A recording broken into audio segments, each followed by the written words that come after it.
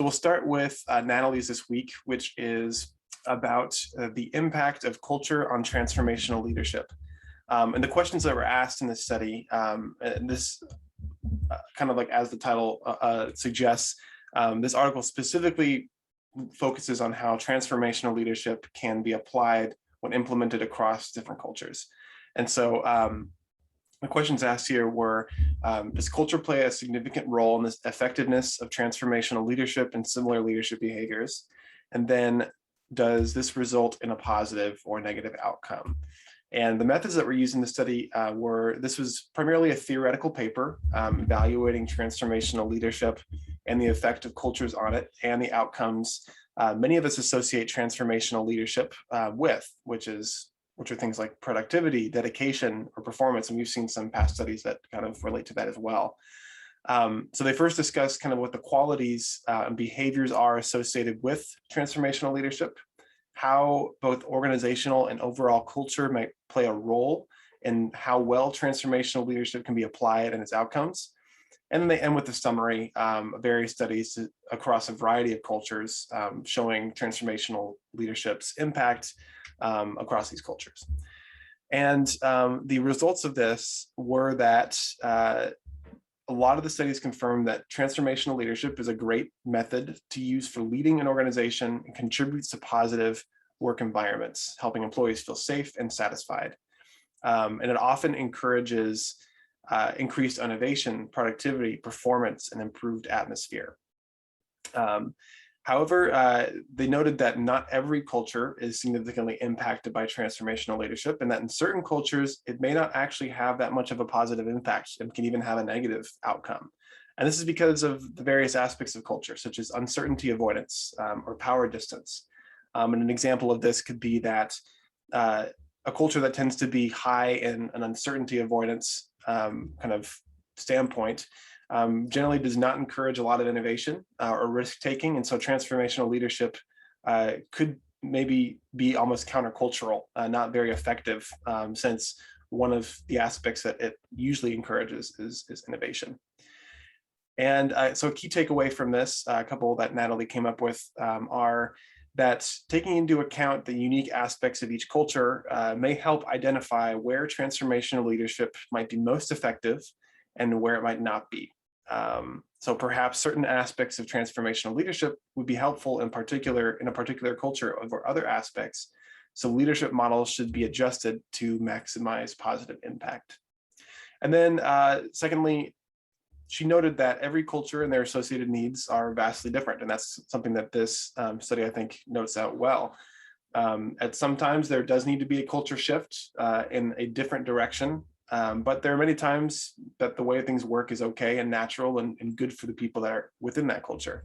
So it's up to leadership and at times consultants and trainers that work for like PPS to help determine the best next steps that will create the best working environment for the people in the organization.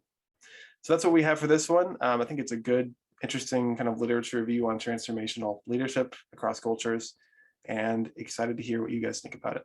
It's interesting, and it reminds me of, I mean, obviously, like the takeaway, right? They're just acknowledging that every culture is different, and so they're going to respond differently to different styles of leadership. I never really thought much about, the style of a leader, so explicitly like this, and how that would, fit with different types of cultures within a team. But it does make sense, right? Because I'm thinking of, I don't remember the name, I just remember like reading a research article about this before, high context versus low context cultures and the way that they communicate, right? And so like high context cultures are more like a little bit more vague speakers, and it relies heavily on like the context, and they're more interpersonal and collectivist. And then the low context cultures, like our country, the US, is like considered a low context culture, and they want like explicit kind of language and very direct, and like time is important. So it kind of reminds me of that, right? And how a leadership style can just affect the different cultures, sometimes positively or negatively. What do you know what they use? Like, I mean, culture is a very vast word, right? Like, what is it? What in this study? What were they looking at? Like, what types of cultures, or like, did they name it explicitly? So what they did is they looked at a number of studies across different cultures and looking at transformational leadership. I don't know exactly which ones were focused on, but they pinpointed a number of studies just across a pretty kind of a diverse group of them, so that it wouldn't be all Western, essentially. Yeah.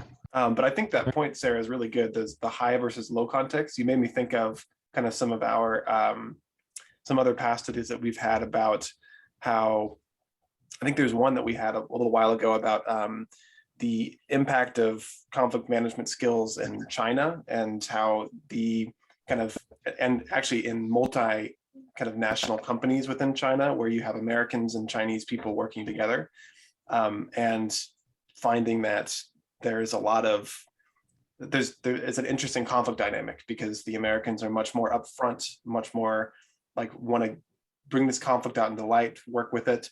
And the Chinese culture, to my understanding, is more comfortable with avoiding and just kind of letting time pass by. And, you know, that's kind of a cultural method of dealing with it. And so that kind of reminds me of that. And I wonder, I imagine that's, as kind of, as you noted, that transformational leadership would take a similar kind of stance, looking at high context versus low context. Yeah. Well, then it speaks to the importance of adaptive leadership styles, where you kind of, you know, adapt to not only just the culture, but to the individual that you're working with. It reminds me of like, I mean, I think these are nice studies when because there's so much research that shows like the benefits of transformational leadership, but when these studies kind of come out and they say, yeah, but there's some exceptions to this kind of thing, I think it's important to kind of note those. I was about this one client I was coaching, who he's in a leadership position, and he, you know, he's a very ambitious guy, and he's basically trying to be like a transformational. He's trying to really inspire and motivate every one of his direct reports and some of their direct reports. And what do you want to do? How can I support you and all that stuff? And some of them really aren't interested in much transformation or in much moving up, or they just want to, like, they're good with their role and staying there. And if they can keep that role for 20 years and have a nice stable, existence there, they're good. And it's so frustrating for him to have to sort of be faced with employees that don't want to move up and they don't know what they want next and all that stuff. And so it's like learning that adaptive leadership style, that transformational leadership sometimes can put pressure on people that, you know, is unnecessary, or even make them feel like they're not doing enough when really they're happy the way they are. Yeah, it's almost like that comfort and complacency, and there's nothing wrong with that, but I feel like a transformational leader would be one that's kind of pushing, like motivating growth, and as you speak to, Jeremy. And you know, it's for some people, they're content with being where they are, and don't necessarily want a push or feel the need for one. Yeah, it's interesting. Yeah. Well, I mean, like in this, like some context, like someone who they move from, let's say, hey Tony, let's say they move from not having a home and not having a job and living, you know, on the streets or living in a shelter or something, and all of a sudden they get a job and they get an apartment, and it's like they don't need to think about the next thing. They're just like, thank God I'm here. I want to stay here and not think about moving up or doing this or doing that or something like that. And that was the context he was kind of dealing with, was people that are just feeling like, I am very happy just to be here, and I don't need to be thinking about what's my next step right now. I just want to stabilize. Like you say, Jeremy, it's this is really pointing back to adaptable leadership, like someone who can read their team, read the people, so to say, and meet them where they're at. Yeah. And get a sense of how it's frustrating them to like not be able to be the kind of leader they think they should be, as opposed to the kind of leader that their actual staff needs. I wanted to share just with you guys all, so you could see this. This is the list of studies that they took from. So you have yeah, research findings related to transformational leadership in different countries. So you have this list here of various studies over the past 20 years or so from these various different countries. So just for context.